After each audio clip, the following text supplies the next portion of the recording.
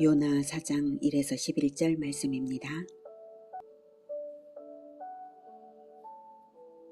4장. 요나가 매우 싫어하고 성내며 여호와께 기도하여 이르되, 여호와여, 내가 고국에 있을 때에 이러하겠다고 말씀하지 아니하였나이까. 그러므로 내가 빨리 다시스로 도망하여 싸우니 주께서는 은혜로우시며 자비로우시며 노하기를 더디하시며 이내가 그 시사 뜻을 돌이켜 재앙을 내리지 아니하시는 하나님이신 줄을 내가 알았음이니이다. 여호와여, 원하건대 이제 내 생명을 거두어 가소서. 사는 것보다 죽는 것이 내게 나음이니이다. 하니 여호와께서 이르시되, 내가 성내는 것이 옳으냐 하시니라. 사랑하는 형제 여러분, 1월 5일 목요일 새벽 묵상에 오신 것을 환영합니다. 물고기 뱃속에서 회개하며 서원을 올려드렸더니 요나를 육지로 토하게 하시고 니느웨에 말씀을 선포하도록 재소명하셨고요. 요나는 서원대로 니느웨로 들어가서 하루 동안 심판을 선포했습니다. 그랬더니 니느웨가 총체적으로 금식하며 회개를 하는 놀라운 사건이 벌어졌습니다. 그러니 요나가 하나님의 종으로서 하나님이 기뻐하시는 일이 벌어진 것에 기뻐해야 하고, 또한 자기가 전한 말씀에 효과가 나타났으니 기뻐해야 마땅한 것인데요.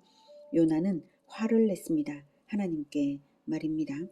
3절에 여호와여, 원하건대 이제 내 생명을 거두어 가소서. 사는 것보다 죽는 것이 내게 나음이니이다 라고까지 말하는 것은 정말이지 못됐죠. 요나는 자신이 전파한 메시지대로 40일이 지나서 니느웨가 멸망하기를 바라고 선포했던 것이지 회개하기를 바랐던 것이 아니었어요. 구원은 이스라엘만을 위한 것이지 이방민족, 그것도 적국인 아수르 니느웨가 구원을 받는 것은 못마땅하니 차라리 나를 죽여달라. 지독한 집단 이기주의와 왜곡된 선민의식이죠. 니느웨가 멸망하지 않고 존속할 때 이스라엘이 아수르의 침략을 받아 위기에 빠지게 될지도 모른다는 염려 때문일 것입니다만, 그럴지라도 하나님은 분명히 말씀하십니다. 네가 성내는 것이 옳으냐?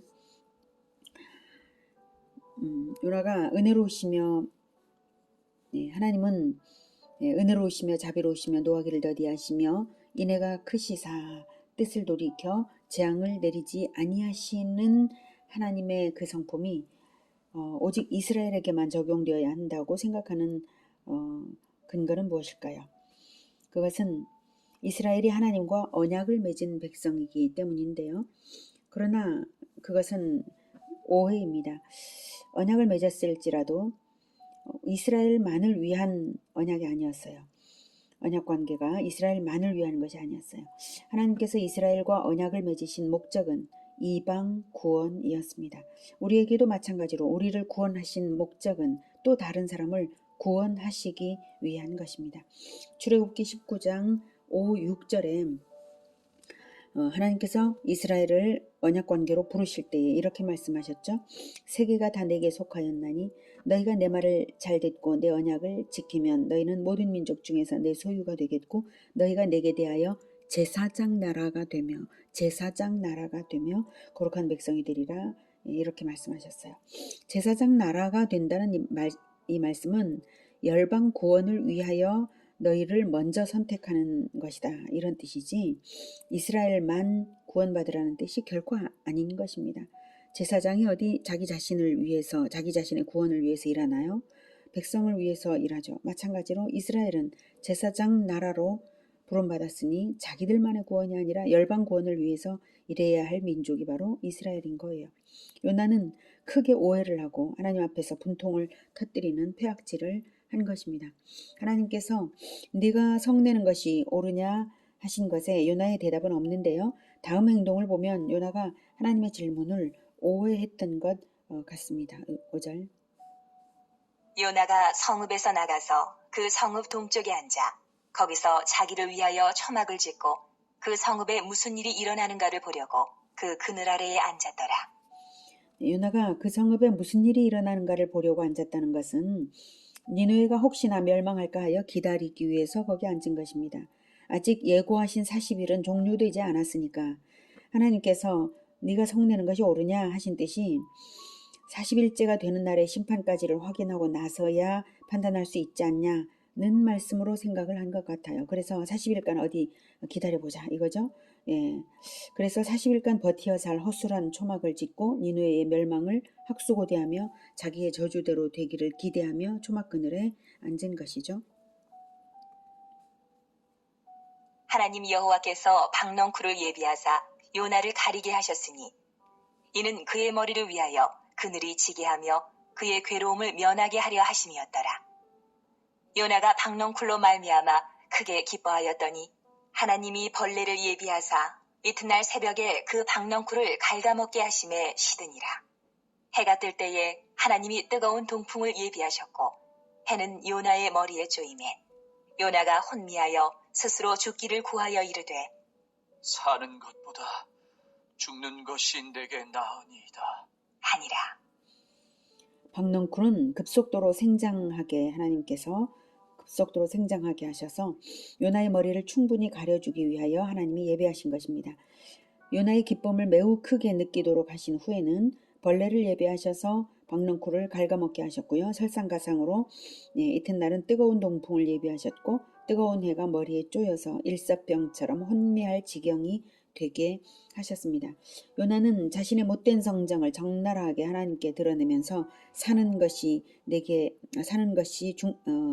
것보다 죽는 것이 내게 나으니이다라고까지 말을 합니다.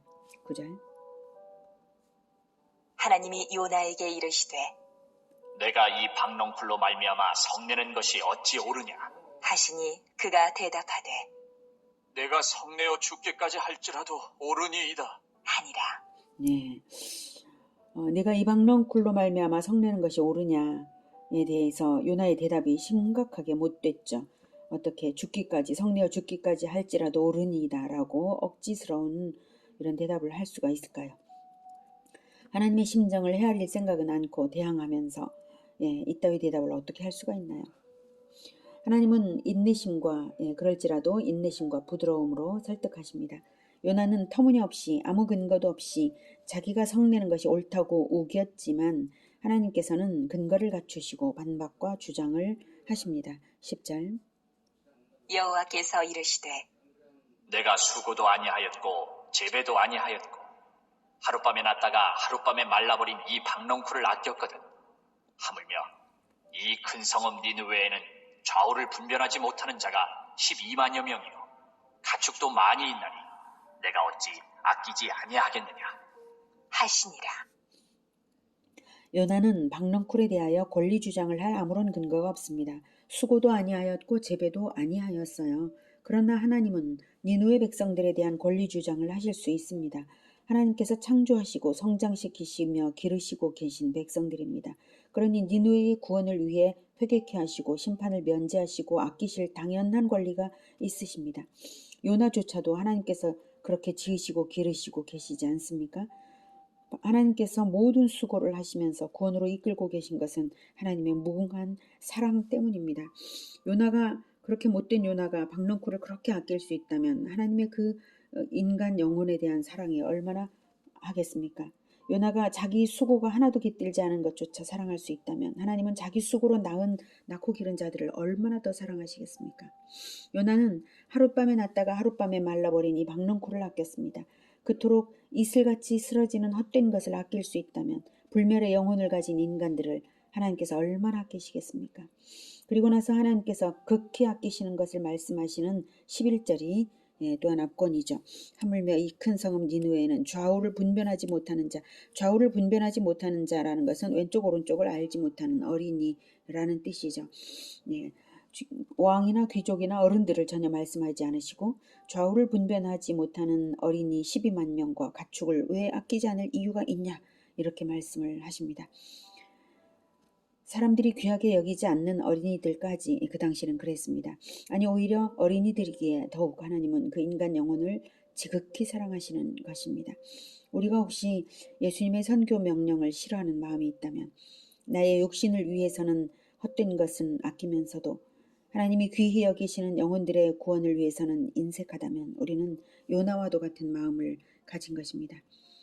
우리 교회는 올해 일본으로 선교 여행을 가기로 했습니다. 니느웨에 대한 요나의 태도처럼 우리나라 사람들은 일본을 마치 적국처럼 여기고 거의 일본 선교는 하지 않는 것 같습니다. 그러기에 우리라도 가야겠다는 마음으로 일본을 선택했습니다. 물론 우리의 수고가 대단한 것은 아닐지라도 말입니다. 요나의 선포도 역시 단 하루만이었죠. 요나의 선포가 효과를 나타낸 것처럼 하나님께서 우리를 그렇게 사용하여 주시기를 기원합니다. 하나님의 아끼시는 영혼들을 우리도 사랑하며 구원하는 그런 선교 인생들이 다 되기를 기원합니다. 기도하겠습니다. 하나님, 사람들을 구원하기 위해서 우리를 먼저 선민으로 불러주셔서 감사합니다.